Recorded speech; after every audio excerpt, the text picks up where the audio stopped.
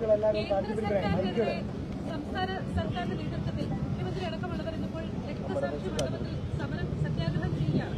ആ സമരം നാളെ പറ്റിക്കാനുള്ള സമരമെന്നാണ് താങ്കൾ പറയുന്നത്. ഇതിൽ കേന്ദ്ര സർക്കാർ ഫണ്ടിലടക്കം സാമ്പത്തിക അടക്കമുള്ള കാര്യങ്ങളാണ് എത്തിപ്പിടിക്കുന്നത്. വാസ്തവത്തിൽ യോജിച്ച സമരം എന്താണെന്നാണ് പല ഘട്ടങ്ങളിലും പറയുന്നത്. ഈ സർക്കാരുമായിട്ട് യോജിച്ച് ഒരു സമരത്തിലും ഞങ്ങളില്ല. കാരണം ഇവര് ഡൽഹിയിൽ ചെന്നാൽ നരേന്ദ്രമോദിയുടെ മുന്നിലും അമിത്ഷായുടെ മുന്നിൽ ഓച്ചാനിച്ച് നിൽക്കുന്ന ഒരു മുഖ്യമന്ത്രിയും ഭരണകൂടമാണുള്ളത്. അതിന്റെ കൂടെ ഞങ്ങളില്ല സമരം ചെയ്യാൻ. അവര് പുറത്ത് സമരം ചെയ്യുന്നു എന്ന് പറഞ്ഞ് ജനങ്ങളെ കബളിപ്പിക്കുകയും അകത്തുപോയി മോഡിയും അമിത്ഷായും പറയുന്ന പേപ്പറിൽ ഒപ്പുവെച്ചു കൊടുക്കുകയും ചെയ്യുന്ന സർക്കാരാണിത്. PM ശ്രീ പദ്ധതി ഉൾപ്പെടെയുള്ള കാര്യങ്ങൾക്ക് ഈ ഗവൺമെന്റിന്റെ നിലപാട് എന്തായിരുന്നു എന്ന് വളരെ വ്യക്തമാണ്. ഇവരുടെ കൂടെ കൂടി പോയാൽ, സമരം ചെയ്യാൻ പോയാൽ ഞങ്ങൾ കൂടി വഷളാവും. ഇവർക്ക് ഒരുപാട് കേസുകളിൽ നിന്ന് രക്ഷപ്പെടാൻ വേണ്ടി പരസ്പര ബാന്ധവുമാണ് BJP നേതൃത്വവും സംസ്ഥാനത്തെ CPM നേതൃത്വവും. അത് കേരളത്തിലെ ജനങ്ങൾക്കറിയാം. മാത്രമല്ല, ഭൂരിപക്ഷ വർഗീയതയെ BJPയുടെ പോലെ പ്രോത്സാഹിപ്പിക്കുകയാണ് CPM കേരളത്തിൽ. അറിയാലോ, വെള്ളാപ്പള്ളി നടേശനെ കൊണ്ട് വിദ്വേഷ പ്രസ്താവനകൾ നടത്തിച്ചത് മുഖ്യമന്ത്രി പിണറായി വിജയനാണ്. അത് ഞങ്ങളുടെ ആരോപണമാണ്. AK ബാലൻ അതിന് സമാനമായ ചില പ്രസ്താവനകൾ നടത്തിയപ്പോൾ കാര്യം വ്യക്തമായി. BJP സംഘപരിവാർ സഞ്ചരിക്കുന്ന അതേ വഴിയിലാണ് CPMഉം ശ്രീ പിണറായി വിജയനും സഞ്ചരിക്കുന്നത്. കാരണം എല്ലാ സ്ഥലത്തും സംഘപരിവാറിന്റെ രീതി മതങ്ങളെ തമ്മിൽ അടുപ്പിച്ച് അതിൽ നിന്ന് രാഷ്ട്രീയ മുതലെടുപ്പ് നടത്തിയാണ്. അതേ ശൈലിയാണ് കേരളത്തിൽ കഴിഞ്ഞ പാർലമെന്റ് ഇലക്ഷന് ശേഷം ശ്രീ പിണറായി വിജയന്റെ നേതൃത്വത്തിൽ നടക്കുന്നത്.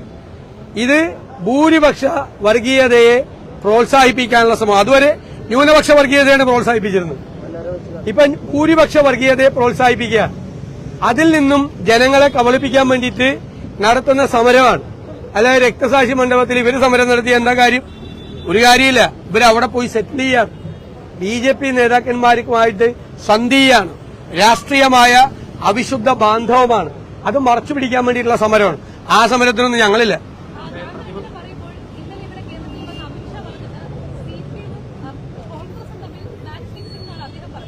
അത് അവർക്ക് അങ്ങനെയല്ലേ പറയാൻ പറ്റുള്ളൂ.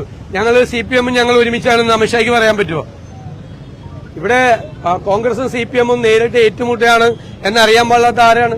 ആ കൂട്ടത്തിൽ കോൺഗ്രസ് വിരുദ്ധത ഉള്ള BJP CPMനെ സഹായിക്കുകയാണ് കേരളത്തിൽ. അതാണ് നടന്നുകൊണ്ടിരിക്കുന്നത്. ഒരിക്കൽ കൂടി മുഖ്യമന്ത്രി ബേപ്പൂരിലെ പോലീസ് സഖ്യമൊക്കെ ഓർമ്മിപ്പിക്കുന്നു. RSSന്റെ ആടയാഭരണങ്ങൾ എടുത്തണിയാൻ ഒരു മടിയില്ലാത്തവരാണ് പ്രതിപക്ഷം എന്ന് പറഞ്ഞിട്ടാണ് മുഖ്യമന്ത്രിയുടെ ഇന്നത്തെ ഒരു ആരോപണം. RSSന്റെ വോട്ട് കിട്ടി ആ മുന്നണിയിൽ ജയിച്ചു വന്ന ആളാണ് പിണറായി വിജയൻ. കേരളത്തിലെ ഒറ്റ കോൺഗ്രസുകാരനും ഒരു RSSകാരന്റെ പിന്തുണയോടുകൂടിയും ഒരു BJPയുടെ പിന്തുണയോടുകൂടി നിയമസഭയിൽ വന്നിട്ടില്ല. ഞങ്ങൾ ആരും അന്നത്തെ ജനസംഘത്തിന്റെ പിന്തുണയോടുകൂടി ഒരുമിച്ച് മത്സരിച്ച് ഒരേ പാനൽ മത്സരിച്ച് KG മാരാരാണ് അദ്ദേഹത്തിന്റെ തെരഞ്ഞെടുപ്പ് കൺവെൻഷനിൽ പ്രസംഗിച്ചത്. അങ്ങനെ വന്ന ആളാണിത്. പിന്നെ അധികാരത്തിൽ വന്നപ്പോൾ സ്വന്തം നമ്പർ 1 കാർ മാറ്റി ഹോട്ടലിൽ വന്ന് RSS നേതാക്കളുമായി രഹസ്യ ചർച്ച നടത്തിയ CPM മുഖ്യമന്ത്രി പിണറായി വിജയൻ. RSS വിരുദ്ധതയും സംഘപരിവാർ വിരുദ്ധതയും ഞങ്ങളെ പഠിപ്പിക്കാൻ പിണറായി വിജയൻ വരണ്ട. അവരുടെ കൂട്ടിലാണ്, അവരുടെ കീഴിലാണ്. പഴയ ചരിത്രവും പറയിപ്പിക്കണ്ട. അവരുടെ കൂടെയായിരുന്നു, അവരുടെ കൂടെ. ഞാൻ ഇപ്പൊ കാണിച്ചു തരാം നിങ്ങളെ പ്രസ്താവന. RSSുമായി കൂട്ടുകൂടേണ്ടി വന്നിട്ടുണ്ട് എന്ന പിണറായി വിജയന്റെ പ്രസ്താവന ഞാനിപ്പോ കേൾപ്പിച്ചുതരാം നിങ്ങളെ. എന്നിട്ട് എല്ലാവരും ചരിത്രം മറന്നുപോകും എന്ന് വിചാരിച്ചിട്ടാണ് ഇപ്പൊ RSS വരട.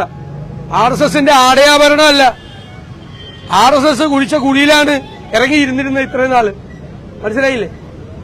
RSSന്റെ പിന്തുണയോടുകൂടി ജയിച്ചു വന്ന ആളാ. ഞങ്ങളെ പഠിപ്പിക്കണ്ട RSS വിരോധം. അവിടുന്ന് ഞങ്ങൾക്ക് ക്ലാസും വേണ്ട.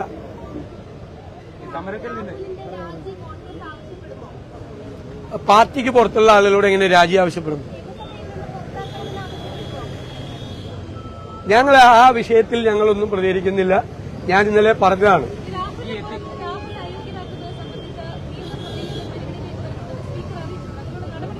എനിക്കറിയില്ല അത് ഏത് പ്രൊവിഷൻ വഴിയാണ് അത് വരുന്നതെന്ന് എനിക്കറിയില്ല. അത് നോക്കാം, അത് പരിശോധിച്ചിട്ട് അല്ലല്ല, അത് അങ്ങനെയൊന്നും എത്തിക്സ് കമ്മിറ്റി ഒന്നും അല്ലല്ലോ ഒരാളെ നിയമസഭാംഗത്തിൽ നിന്ന് പുറത്താക്കുന്നത്. അത് അറിവില്ലായ്മ കൊണ്ട് പറയുന്നതാണ്. ഞാൻ ആരായാലും ഏത് പ്രൊവിഷൻ ഉപയോഗിച്ചാണ്, നമ്മളത് പരിശോധിക്കാതെ പറയാൻ പറ്റുമോ? പരിശോധിക്കാതെ പറയാൻ പറ്റുമോ? ഒരാളെ നിയമസഭാംഗമായി ജയിച്ച ഒരാളെ പുറത്താക്കണമെങ്കിൽ ഇപ്പോ ആന്റണി രാജുവിന്റെ മെമ്പർഷിപ്പ് പോയി, അത് ഓട്ടോമാറ്റിക്കായിട്ട് പോയതാണ്. മെമ്പർഷിപ്പ് 2 കൊല്ലത്തിന് മീതെ അല്ലെ ശിക്ഷ കിട്ടിയപ്പോ പോയതാണ്. അല്ലാതെ ഒരാളുടെ മെമ്പർഷിപ്പ് കളയാനുള്ള പ്രൊവിഷൻ ഏതെങ്കിലും ഉണ്ടാന്ന് ഞാൻ ഇതുവരെ എന്റെ ശ്രദ്ധയിൽപ്പെട്ടിട്ടില്ല. ശ്രദ്ധയിൽ ആരെങ്കിലും പെടുത്തിയാൽ നമുക്കത് പരിശോധിക്കാം. ഞാൻ ഒറ്റയ്ക്ക് പറയേണ്ട തീരുമാനമല്ല. പാർട്ടി എല്ലാ കാര്യത്തിലും ഇത് സംബന്ധിച്ച് പാർട്ടിയാണ് ഒരുമിച്ച് തീരുമാനമെടുത്ത് ഇനി പാർട്ടി ആലോചിക്കും. അങ്ങനത്തെ ഒരു ഘട്ടം വന്ന സാങ്കല്പിക ചോദ്യമാണത്. ഇപ്പൊ മറുപടി പറയേണ്ട ആവശ്യമില്ല.